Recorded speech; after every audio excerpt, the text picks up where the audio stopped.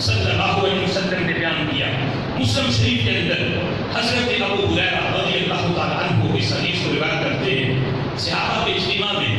میرے محبوب علیہ السلام نے بیان کیا، فرمایا اب دیکھو رسول اکرم صلی اللہ علیہ وسلم کی جو مجالس تھیں ان کے موضوعات عقائد بھی تھے، ان کے موضوعات اعمال بھی تھے، اصلاح بھی تھی، اور رسول اکرم صلی اللہ علیہ وسلم کی تحریر کا موضوع اصلاحی موضوع بھی ہوا کرتا تھا۔ یہ آج کی جو مجلس میرے محبوب علیہ السلام صحابہ کے سامنے بیان کرنے لگے ہیں، اس کا موضوع بھی یہ تھا۔ صحابہ سے پوچھا ما تدرون اتدرون ما الغیبہ، میرے صحابہ جانتے ہو غیبت کیا ہے؟ غیبت کے بارے میں پتہ ہے غیبت کیا ہے؟ اور صحابہ کی یہ عادت تھی اگر کسی سوال کا جواب آتا بھی ہوتا تو رسول اللہ سے مزید علم لینے کے لیے یہ کہہ دیتے اللہ و رسولہ اعلم، اللہ اور اس کا رسول زیادہ جانتے ہیں۔ سبحان اللہ۔ اب آپ بتائیں غیبت کیا ہے؟ یعنی یہ عادت تھی صحابہ کی کہ اگر ہم جواب دے دیں تو ہو سکتا ہے وہ جواب کم ہو اور محبوب مزید کچھ دینا چاہیں، اس لیے ہم جواب نہیں دیتے۔ جب وہاں سے دریا جاری ہے تو اپنے ہم دامن کھولتے ہیں تاکہ مزید علم کے خزانے ہمیں مل جائیں۔ اللہ و رسولہ اعلم، اللہ زیادہ جانتا ہے، اللہ کا رسول جانتا ہے۔ تو میرے محبوب فرمانے لگے سنو صحابہ غیبت کیا ہے؟ فرمایا ذکر کا اخا کا بما یکرہ، فرمایا غیبت یہ ہے کہ تمہارا اپنے بھائی کا یوں ذکر کرنا، ان الفاظ میں ذکر کرنا جو اسے ناپسند ہو،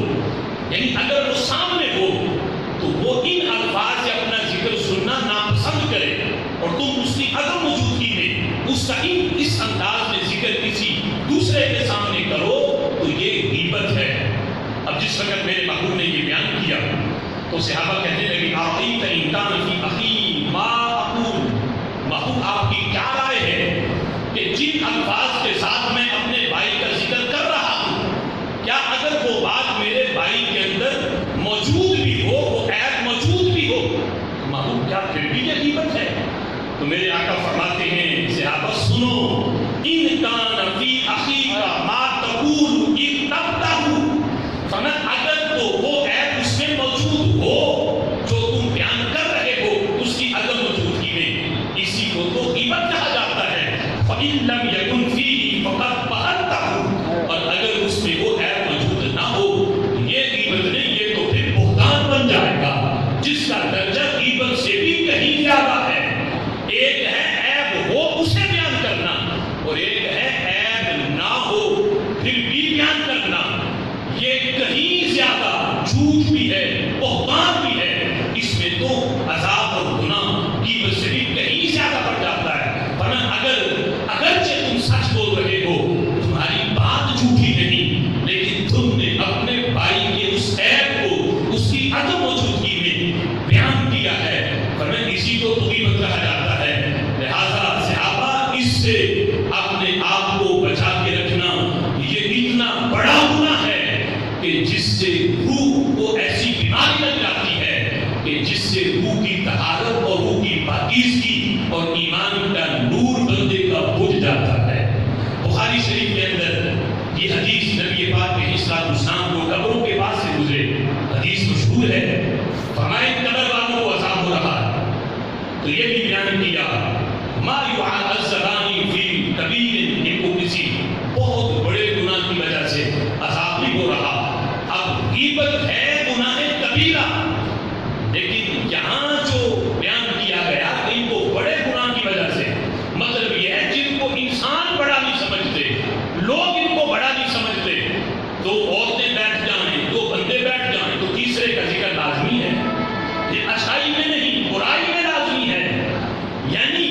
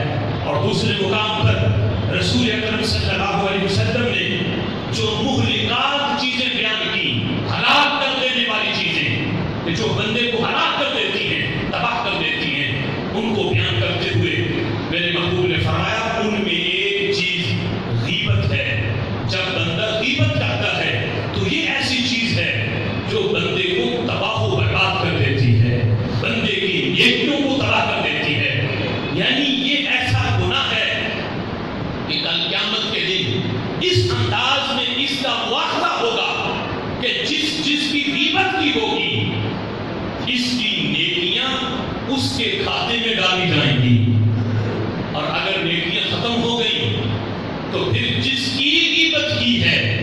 اس کے گناہ غیبت کرنے والے کے کھاتے میں ڈال کے بدلہ پورا کیا جائے گا۔ اتنا بڑا گناہ کہ یہ چیز اتنا بندے کو ہلاک کر دیتی ہے، صرف دنیا کی ہلاکت ہی نہیں، اس سے بندے کی آخرت بھی تباہ ہوتی ہے۔ حضرت عبداللہ رضی اللہ تعالیٰ عنہ ایک دن اپنی زبان کو پکڑ کے کہہ رہے تھے،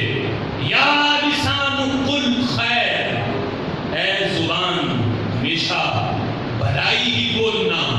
جب بھی بولنا اچھی بات کرنا، اگر اچھی بات نہیں کرنی تو فیسکت، پھر خاموش رہنا، پھر خاموشی ہزار درجے بولنے سے بہتر ہے۔ بولنا ہے تو خیر سے بول، خیر بول، جھوٹ نہ بول، اب اس سے غیبت نہ نکلے، کسی کے اوپر بہتان نہ باندھا جائے۔ اگر کسی کے بارے میں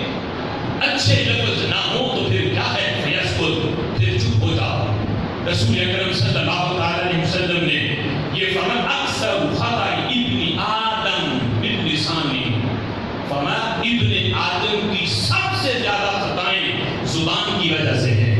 معراج کی رات میرے محبوب جب واپس تشریف لا تو فرمایا میں نے جہنمیوں کو جہنم میں دیکھا، ان میں اکثر تعداد ان لوگوں کی تھی جہنم کے اندر جو زبان کی وجہ سے کاٹے گئے، جن کو ان کی زبان نے جہنم میں ڈالا، جو اپنی زبان کی وجہ سے جہنم میں گئے۔ یہ زبان ایسی ہے جو بندے کو اٹھا کے عرش بری، عرش والوں کا بھی باعث فخر بنا دیتی ہے، عرش والوں کے لیے بھی، اور یہ زبان ہی ہے جو بندے کو عرش کی بلندیوں سے اٹھا کے جہنم کے گڑھوں میں پھینک دیتی ہے۔